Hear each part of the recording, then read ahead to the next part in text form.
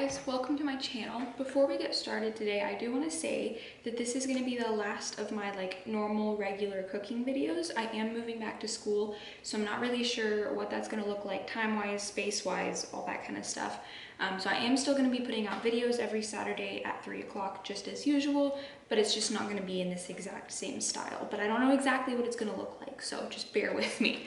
But in today's video, I'm going to be making a pistachio raspberry panna cotta tart. So it's going to be a panna cotta filling and then a raspberry kind of jelly on top and then a pistachio crust. So I'm going to start out by setting my oven to 350 degrees. Now for the crust, I'm going to use a food processor for all of it, and I'm going to put, this is about a half a cup of pistachios. And then I'm just going to blend that up a little bit. Now that these are all nice and fine, I'm going to add 1 1/4 cup of flour, a 1/3 cup of powdered sugar, and a little bit of salt. And then I'm just going to blend all of that as well. Next, I'm going to add a stick of butter, or half a cup, that I've cut into cubes, and it's cold, so it's been in the refrigerator this whole time. It'll come out. And then I'll mix that again. I was trying to get water out of the refrigerator so that it would be cold, and it decided to splatter all over me. I don't know if you guys can see that, but there's water all over my shirt now. That's fun. I'm going to go ahead and add a tablespoon of cold water into this mixture. I'm going to mix this, and then I'm going to keep adding water until it kind of clumps into one ball of dough.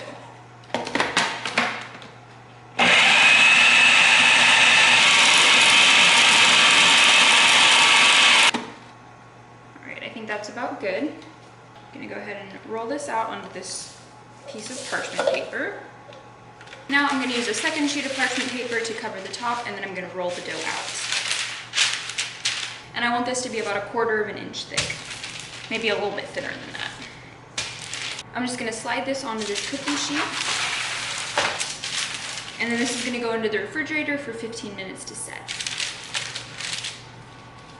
Alright, this has been in the refrigerator chilling for 15 minutes, so it's time to put it in the pan. I don't actually have an actual tart pan, so I'm just going to be using this glass pie dish. The edges are a little bit angled out, and in an actual tart dish they would be straight up and down, but it's the best I can do. Alright, so I'm just going to go ahead and place this dish on top and then flip it over. And then just press it into your dish. And if it cracks or anything, that's okay. We can fix that later. Mine is cracking a lot, so I'm going to go ahead and take off all the little excess pieces. And then take all those little scraps, kind of work them together a little bit. That'll help to warm them up so that they'll be easier to patch all of your holes.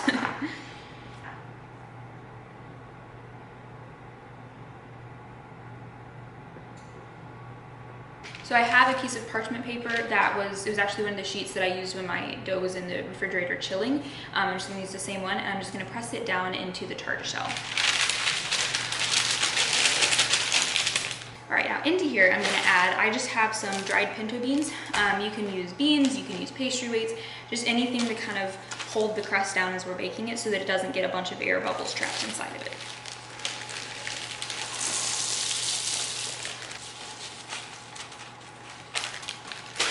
And now I'm going to throw this back into the refrigerator to chill for another 20 minutes.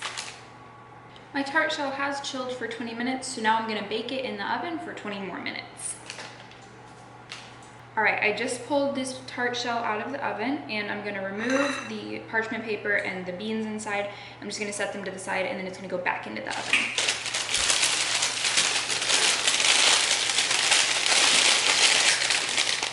Now I'm going to bake this without the weights for another 20 minutes. Here is my finished tart shell. It got a little dark around the edges, but that's okay. I'm gonna go ahead and throw this into the freezer and let that be chilling, cooling down, all that kind of stuff while I'm making the fillings. This tart is gonna have two different fillings. So there's gonna be a panna cotta layer on the bottom, and then there's gonna be a raspberry jelly layer on top. So I'm gonna go ahead and start on the panna cotta layer. And the first thing I'm gonna do is take a cup of milk. I'm using almond milk. And then I'm gonna take 2 teaspoons of unflavored gelatin and sprinkle it over the top. And I'm gonna let this sit here for about 5 minutes and let it bloom. All right, it's been 5 minutes. My gelatin is bloomed, it's looking a little wrinkly on top. So I'm gonna go ahead and whisk it and try and dissolve the gelatin. To further help that dissolve, I'm gonna go ahead and throw this into the microwave for just a minute. And now I'm gonna mix in 2 tablespoons of white sugar, 1 cup of heavy cream. This is a dairy-free heavy cream, so I've never used it before. We'll see if it works. 1/2 of a tablespoon of vanilla extract, and just a little pinch of salt. And then whisk all of that together. I've taken my tart shell out of the freezer, and I'm gonna pour just 1/2 of a cup of my cream and milk mixture into here.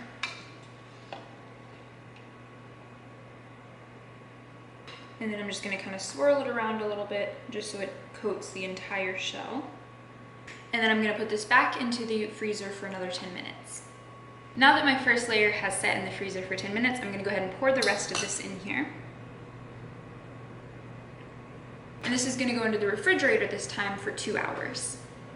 Okay, it has been, well, it's been more than 2 hours. It's been like 12 hours at this point, but I'm ready to get started on my raspberry jelly, which is the last step in this long process. So into this microwave safe bowl, I'm gonna put 1 cup of water and a tablespoon of white sugar. And then I'm gonna sprinkle 1 teaspoon of unflavored gelatin over the top. I'm gonna let this sit here for just a couple of minutes to kind of start to bloom. Now that this has had some time to bloom, I'm gonna throw it into the microwave for 1 minute just to help all the gelatin and the sugar dissolve.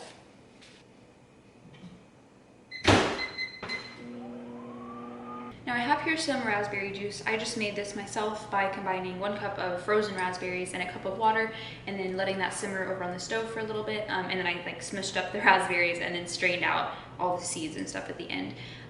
So I have 1/3 of a cup here that I'm gonna add in. You can add as much or as little as you want. It really depends on what flavor you're going for. And then just whisk that together. Go ahead and give it a taste. I'm gonna add a little bit more. It's like another 1/6 of a cup.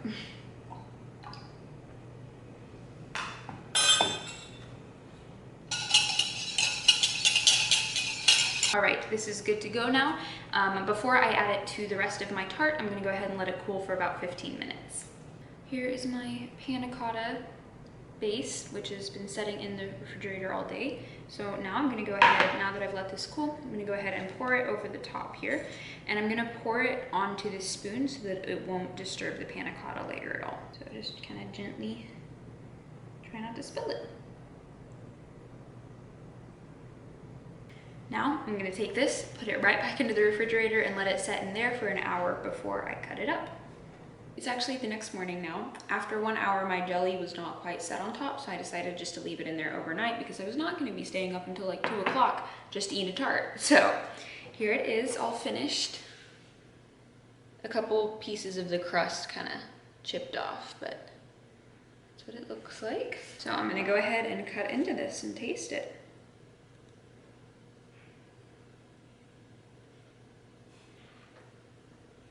The crust is very crumbly, so I'm hoping it doesn't just disintegrate whenever I try and get this out. Yeah, it looks like it's going to.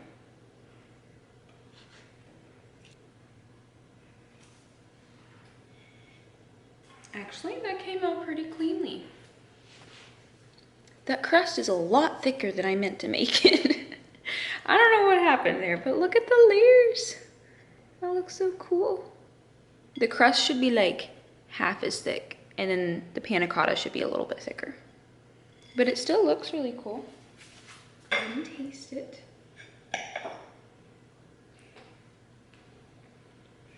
I actually really like this crust. I wasn't sure about it because I'm not like a huge fan of pistachios, so I wasn't really sure how I would like it, but it actually has a really nice flavor. It's like a very subtle pistachio flavor.